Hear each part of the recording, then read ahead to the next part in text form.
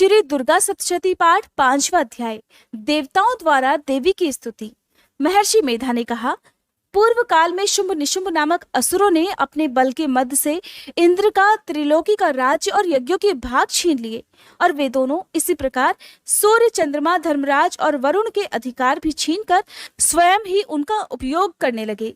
वायु और अग्नि का कार्य भी वही करने लगे, और इसके पश्चात उन्होंने जिन देवताओं का राज्य छीना था उनको अपने अपने स्थान से निकाल दिया।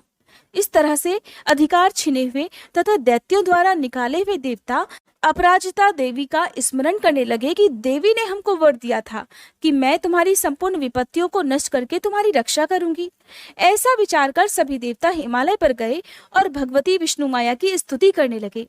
देवताओं ने कहा, देवी को नमस्कार है, शिवा को नमस्कार है, प्रकृति और भद्रा को नमस्कार है। हम लोग रौद्रा, नित्या और गौरी को नमस्कार करते हैं। ज्योत्सनामयी, चंद्र रूपिणी व सुख रूपा देवी को निरंतर नमस्कार है। शरणागतों का कल्याण करने वाली वृद्धि और सिद्धि रूपा देवी को हम बार बार नमस्कार करते हैं। और नैऋति राजाओं की लक्ष्मी तथा सर्वाणी को नमस्कार है। दुर्गा को, दुर्ग स्थलों को पार करने वाली दुर्ग पारा को, सारा, सर्वकारिणी, ख्याति, कृष्णा और धूमा देवी को सदैव नमस्कार है। अत्यंत सौम्य तथा अत्यंत रौद्र रूपा को हम नमस्कार करते हैं। उन्हें हमारा बारंबार प्रणाम है। जगत की आधारभूत कृति देवी को बारंबार नमस्कार करते हैं। जिस देवी को प्राणी मात्र विष्णु माया कहते हैं उसको नमस्कार है, उसको नमस्कार है, उसको नमस्कार है। जो देवी संपूर्ण प्राणियों में चेतना कहलाती है उसको नमस्कार है, उसको नमस्कार है, उसको नमस्कार है। जो देवी संपूर्ण प्राणियों में बुद्धि रूप से स्थित है उसको नमस्कार है, उसको नमस्कार है, उसको नमस्कार है।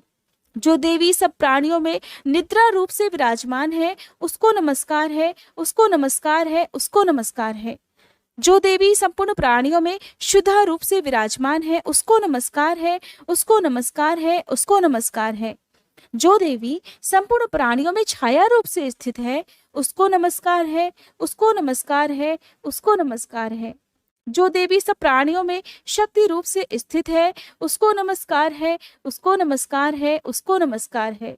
जो देवी संपूर्ण प्राणियों में तृष्णा रूप से स्थित है उसको नमस्कार है, उसको नमस्कार है।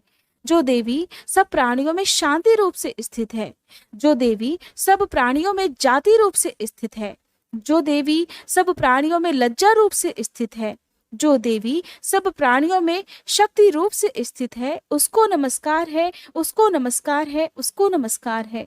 जो देवी संपूर्ण प्राणियों में श्रद्धा रूप से स्थित है, जो देवी संपूर्ण प्राणियों में कांति रूप से स्थित है, जो देवी सब प्राणियों में लक्ष्मी रूप से स्थित है, जो देवी संपूर्ण प्राणियों में वृत्ति रूप से स्थित है, जो देवी सब प्राणियों में स्मृति रूप से विराजमान है उसको नमस्कार है, उसको नमस्कार है, उसको नमस्कार है। जो देवी सब प्राणियों में दया रूप से स्थित है, जो देवी सब प्राणियों में तुष्टि रूप से स्थित है, जो देवी संपूर्ण प्राणियों में मात्र रूप से स्थित है, जो देवी संपूर्ण प्राणियों में भ्रांति रूप से स्थित है, जो देवी संपूर्ण प्राणियों में नित्य व्याप्त रहती है, जो देवी चैतन्य रूप से इस संपूर्ण संसार को व्याप्त करके स्थित है उसको नमस्कार है, उसको नमस्कार है। पूर्व काल में देवताओं ने अपने अभीष्ट फल पाने के लिए जिसकी स्तुति की है और देवराज इंद्र ने बहुत दिनों तक जिसका सेवन किया है वह कल्याण की साधना भूतः ईश्वरी हमारा कल्याण और मंगल करे तथा सारी विपत्तियों को नष्ट कर डाले। असुरों के सताए हुए हम संपूर्ण देवता उस परमेश्वरी को इस समय नमस्कार करते हैं तथा जो भक्ति पूर्वक स्मरण की जाने पर तुरंत ही सब विपत्तियों को नष्ट कर देती है वह जगदम्बा इस समय भी हमारा मंगल करके हमारी समस्त विपत्तियों को दूर करे। महर्षि मेधा ने कहा, हे राजन, इस प्रकार जब देवता स्तुति कर रहे थे तो उसी समय पार्वती देवी गंगा जी में स्नान करने के लिए आई। तब उनके शरीर से प्रकट होकर शिवा देवी बोली, शुंभ दैत्य के द्वारा स्वर्ग से निकाले हुए और निशुंभ से हारे हुए ये देवता मेरी ही स्तुति कर रहे हैं। पार्वती जी के शरीर से अंबिका निकली थी, इसलिए उसको संपूर्ण लोकों में कौशिकी कहते हैं। कौशिकी के प्रकट होने के पश्चात पार्वती देवी के शरीर का रंग काला हो गया और वह हिमालय पर रहने वाली कालिका देवी के नाम से प्रसिद्ध हुई। फिर शुंभ और निशुंभ के दूत चंड मुंड वहां आए और उन्होंने परम मनोहर रूप वाली अंबिका देवी को देखा। फिर वह शुंभ के पास जाकर बोले कि महाराज, एक अत्यंत सुंदर स्त्री हिमालय को प्रकाशित कर रही है। वैसा रंग रूप आज तक हमने किसी स्त्री में नहीं देखा। हे असुरेश्वर, आप ये पता लगाएं कि वह कौन है और उसको ग्रहण कर लें। वह स्त्री तो स्त्रियों में रतन है। वह अपनी कांति से 10 दिशाओं को प्रकाशित करती हुई वहां पर स्थित है, इसलिए आपको उसको देखना उचित है। हे प्रभु, तीनों लोकों के हाथी, घोड़े और मणि इत्यादि जितने ही रतन हैं, वह सब इस समय आपके घर में शोभायमान हैं। हाथियों में रत्न रूप ऐरावत हाथी और उच्च श्रवा नामक घोड़ा तो आप इंद्र से ले आए हैं। हंसों द्वारा जुता हुआ विमान जो कि ब्रह्मा जी के पास था, अब भी आपके पास है। और ये महापद्म नामक खजाना आपने कुबेर से छीना है। समुद्र ने आपको सदा खिले हुए फूलों की किंजलकिनी नाम की माला दी है। वरुण का कंचन की वर्षा करने वाला छत्र आपके पास है। रथों में श्रेष्ठ प्रजापति का रथ भी आपके पास ही है। हे दैत्येंद्र, मृत्यु से उत्कांतिदा नामक शक्ति भी आपने छीन ली और वरुण का पाश भी आपके भ्राता निशुंभ के पास ही है। और समुद्र में पैदा होने वाले सभी प्रकार के रत्न भी आपके भ्राता निशुंभ के अधिकार में हैं। और जो अग्नि में न जल सके ऐसे 2 वस्त्र भी अग्निदेव ने आपको दिए हैं। हे दैत्यराज, इस प्रकार सारी रत्न रूपी वस्तुएं तो आप संग्रह कर चुके हैं, तो फिर आप ये कल्याणमयी स्त्रियों में रतन रूप अनुपम स्त्री क्यों नहीं ग्रहण करते? महर्षि मेधा बोले, चंड मुंड का ये वचन सुनकर कि सुग्रीव को अपना दूत बनाकर देवी के पास भेजा जाए, पहले तो उसको सब कुछ समझा दिया और कहा कि वहां जाकर तुम उसको अच्छे से समझाना और ऐसा प्रयास करना जिससे वह प्रसन्न होकर तुरंत मेरे पास चली आए। भली प्रकार समझा कर कहना। दूत सुग्रीव पर्वत के उस रमणीय भाग में जा पहुंचा जहां वह देवी रहती थी। दूत ने कहा, हे देवी, दैत्यों का राजा शुंभ जो इस समय तीनों लोकों का स्वामी है, मैं उसका दूत हूँ और यहाँ तुम्हारे पास आया हूँ। संपूर्ण देवता उसकी आज्ञा एक स्वर से मानते हैं। अब जो कुछ भी उसने कहला भेजा है वह सुनो। उसने कहा है, इस समय संपूर्ण त्रिलोकी मेरे वश में है और संपूर्ण यज्ञों के भाग को पृथक पृथक मैं ही लेता हूँ और तीनों लोकों में जितने श्रेष्ठ रतन हैं वह सब मेरे पास हैं। देवराज इंद्र का वाहन ऐरावत मेरे पास है जो मैंने उससे छीन लिया है।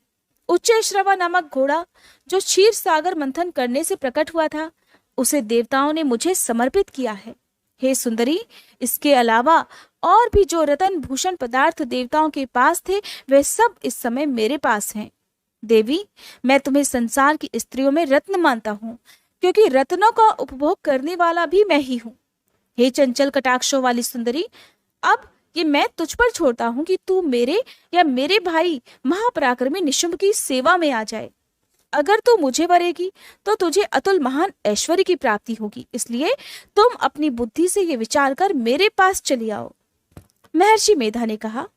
दूत के ऐसा कहने पर संपूर्ण जगत का कल्याण करने वाली भगवती दुर्गा मन ही मन मुस्कुराई और इस प्रकार कहने लगी, हे दूत, तू जो कुछ भी कह रहा है वह सत्य है और इसमें किंचित मात्र भी झूठ नहीं।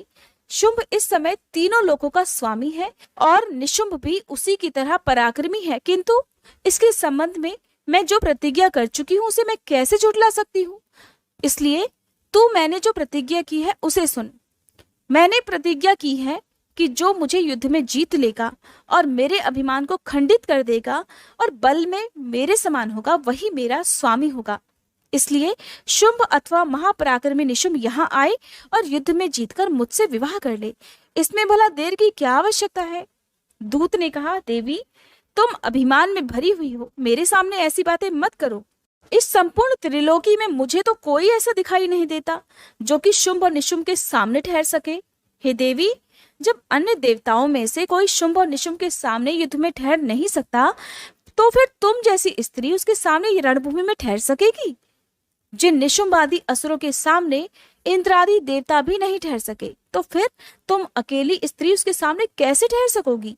इसलिए तुम मेरा कहना मानकर उनके पास चली जाओ, नहीं तो जब वह तुम्हें केश पकड़कर घसीटते हुए ले जाएंगे तो तुम्हारा गौरव नष्ट हो जाएगा। इसलिए मेरी बात मान लो। दूत, तुमने जो कुछ कहा वो ठीक है। शुंभ और निशुंभ बड़े बलवान हैं, लेकिन मैं भी क्या कर सकती हूँ, क्योंकि मैं तो बिना विचारे प्रतिज्ञा कर चुकी हूँ। इसलिए तुम जाओ और मैंने जो कुछ कह दिया है वह सब आदर पूर्वक असुरेंद्र से कह दो। इसके बाद वह जैसा उचित समझे वैसा करे। श्री दुर्गा सप्तशती पाठ, छठा अध्याय, धूम्रलोचन वध। महर्षि मेधा ने कहा, देवी की बात सुनकर दूत क्रोध में भरा हुआ वहां से असुरेंद्र के पास जा पहुंचा और सारा वृतांत उसे कह सुनाया। दूत की बात सुनकर असुरेंद्र के क्रोध का पारावार नहीं रहा और उसने अपने सेनापति धूम्रलोचन से कहा कि धूम्रलोचन, तुम अपनी सेना सहित शीघ्र वहां जाओ और उस दुष्टा के केशों को पकड़कर उसे घसीटते हुए यहाँ लेकर आओ। अगर उसकी रक्षा के लिए कोई दूसरा खड़ा हो, चाहे वह देवता, यक्ष अथवा गंधर्व ही क्यों ना हो, उसे तुम अवश्य ही मार डालना। महर्षि मेधा ने कहा, शुंभ के इस प्रकार आज्ञा देने पर धूम्रलोचन 60,000 राक्षसों की सेना साथ लेकर वहां पहुंचा और देवी को ललकार कर कहने लगा, अरे तू अभी शुंभ और निशुंभ के पास चल। अगर तू प्रसन्नता पूर्वक मेरे साथ नहीं चलेगी तो मैं तेरे केशों को पकड़कर घसीटता हुआ तुझे ले चलूंगा।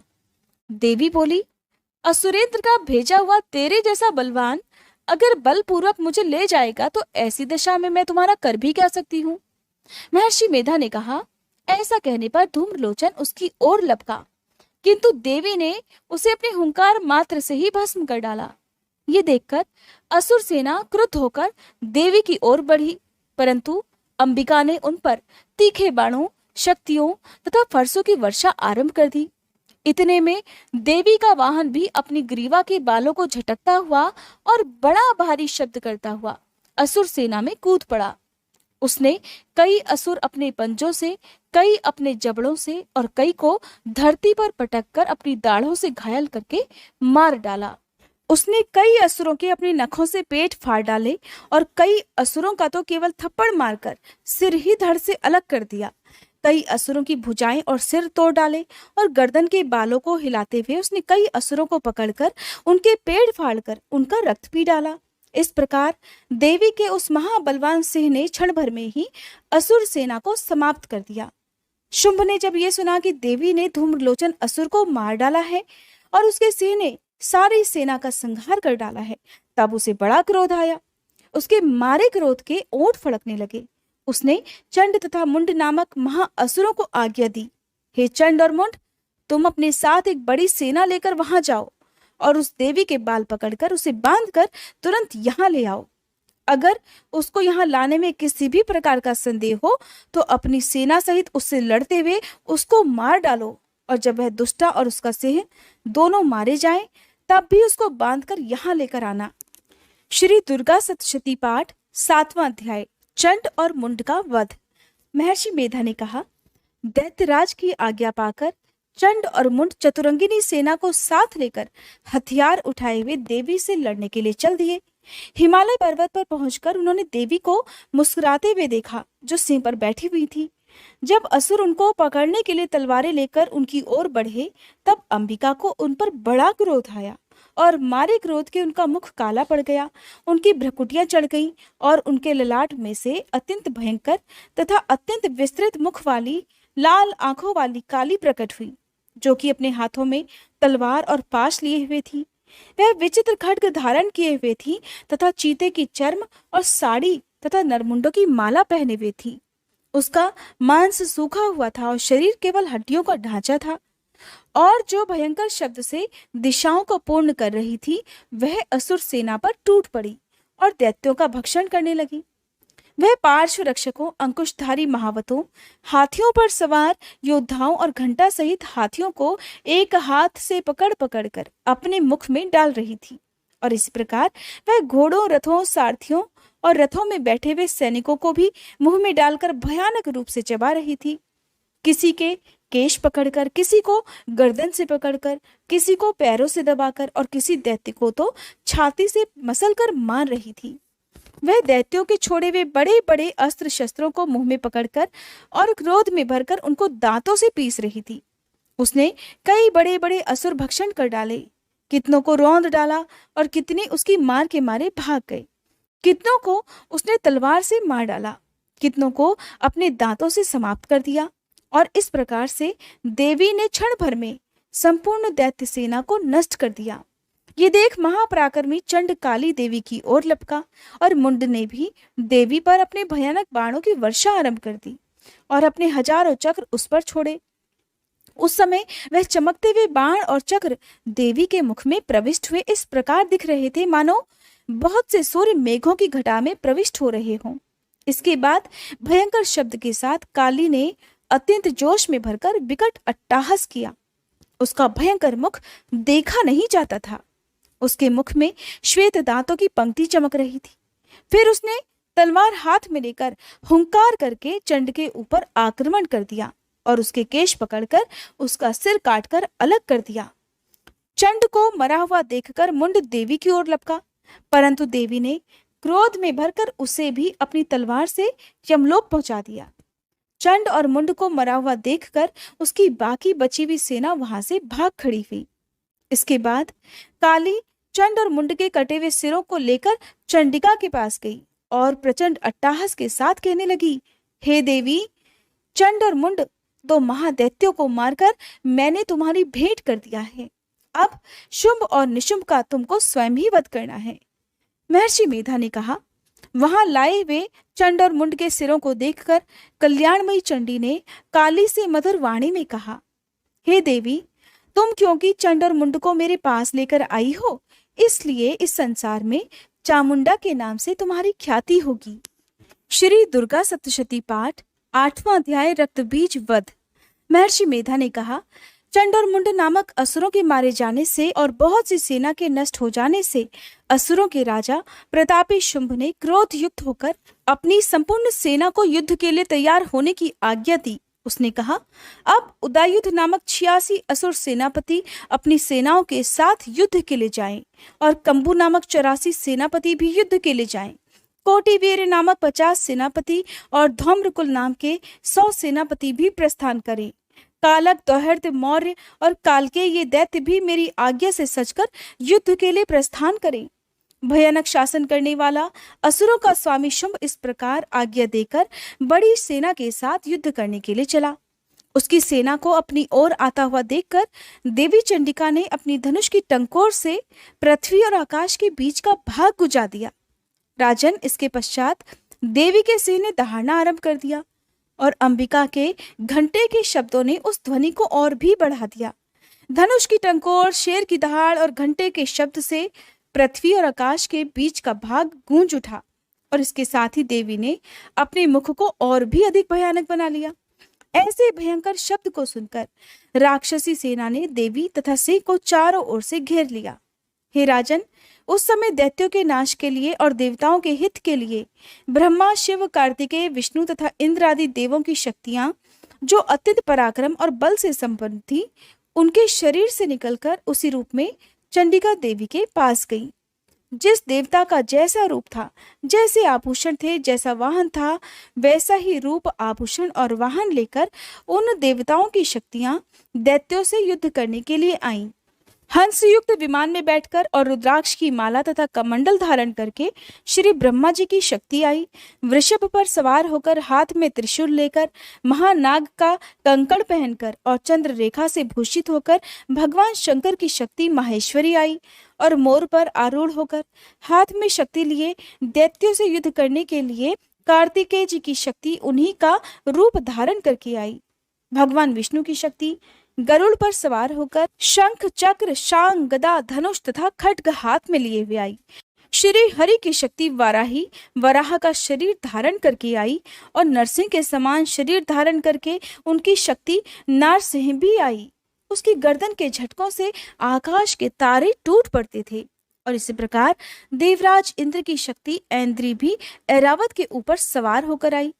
इसके पश्चात इन देव शक्तियों से घिरे हुए भगवान शंकर ने देवी चंडिका से कहा, देवी, मेरी प्रसन्नता के लिए तुम शीघ्र ही इन असुरों को मारो।